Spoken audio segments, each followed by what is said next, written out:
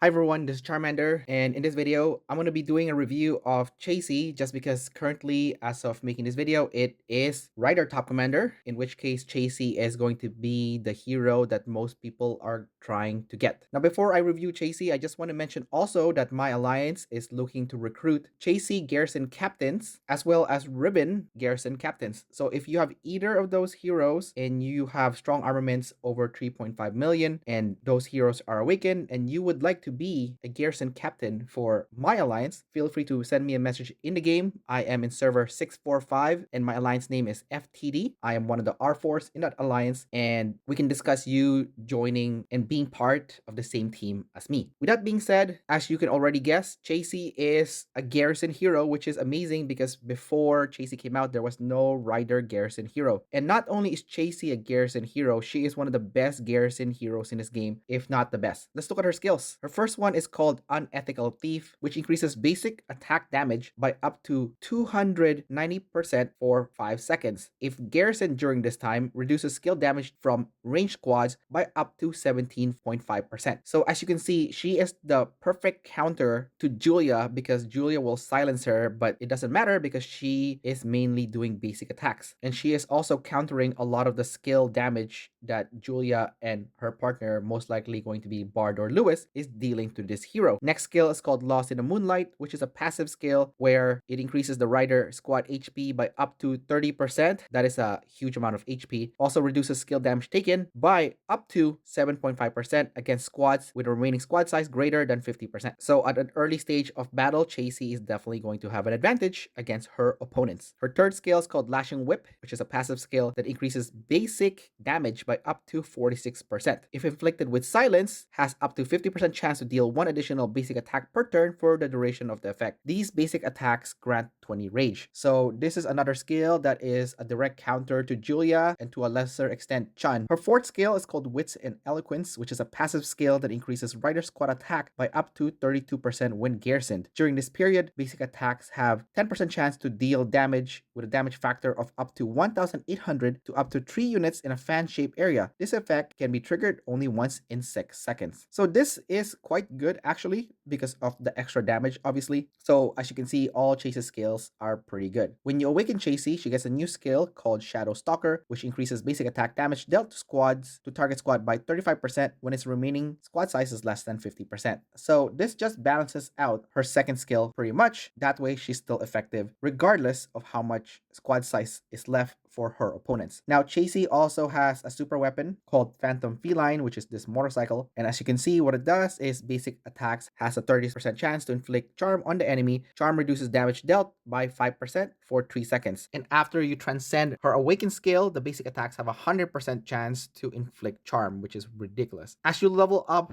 Chasey's super weapon, the damage reduction goes up to 5%, 7%, 10%, and 15%. And you can also transcend her skills once you've awakened her. So when you transcend her skills, it increases the basic attack damage by 330% for 5 seconds. That is huge. If garrisoned during this time, reduces basic attack damage taken by 15%. So that is a new bonus, which is including basic attacks and skill damage from ranged squads by 20%. Holy smokes, this is an amazing transcended skill. Her next one is Lost in the Moonlight. So if you transcend it, it increases the rider squad HP by 38%, which is a nice little increase there, and reduces skill damage taken by up to 10% against squads with a remaining squad size greater than 50%. So this again makes her extra tanky. Next is Lashing Whip, and when you transcend it, it increases the basic attack by 55%. Again, another nice bonus there. Basic attacks have 30% chance to reduce AoE damage taken by 20% for 3 seconds. So this is a new skill which makes her